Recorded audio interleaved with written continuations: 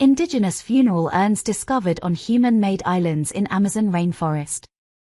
Giant ceramic pots made centuries to millennia ago were found to hold human bones, while others held a mixture of seeds and the remains of fish, frogs, and turtles. 7 giant funeral urns dating to pre-Columbian times have been found deep in the Brazilian Amazon rainforest.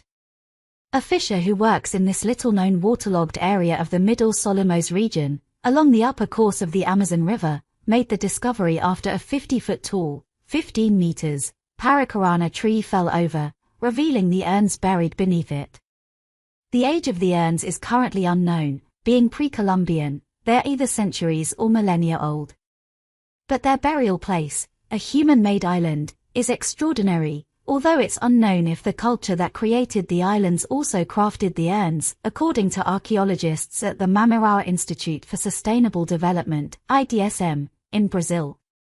2 of the larger ceramic urns, which measure up to 35 inches, 89 centimeters, in diameter, contained human bones, while the others held a mixture of seeds and the remains of fish, frogs, and turtles, said Georgia Leila Hollander, an archaeologist at the IDSM who co-led the excavation.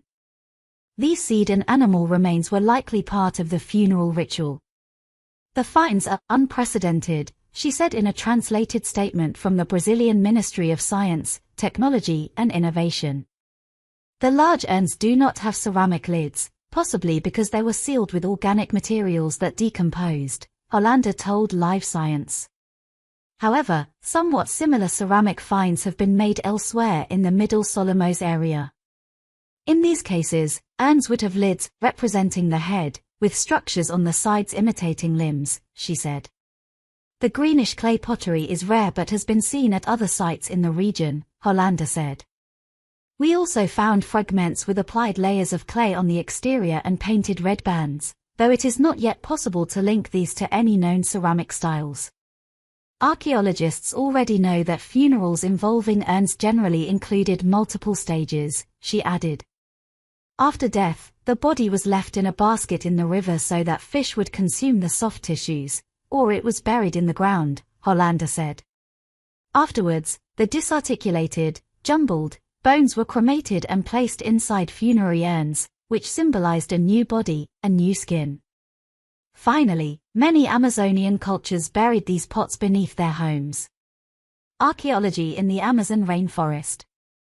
The month-long fieldwork was planned in coordination with residents of the nearby community of São Lázaro do Armandubinha, who first alerted researchers to the finding. This was a community-driven demand, which understood the historical importance of these objects. Marcio Amaral, an archaeologist at IDSM who co-led the excavation, told Live Science. The São Lázaro do Armandubinha community advised the excavators when to avoid seasonal river flooding, since the archaeological site, called Lago do Cochila, or Cochila Lake, lies in a flooded zone with no access to firm ground. To reach this remote area of the Brazilian Amazon, the research team traveled more than 24 hours by boat along the winding Amazon River from the Institute's base in Tefé to the community, canoed 11 miles, 18 kilometers, through flooded areas, and then walked for 1 hour through the forest along a trail the guides hacked out with machetes. Because of the difficult conditions where the urns lay, excavations were carried out on a platform raised 10 feet, 3 meters above the ground, built with wood and vines by community members.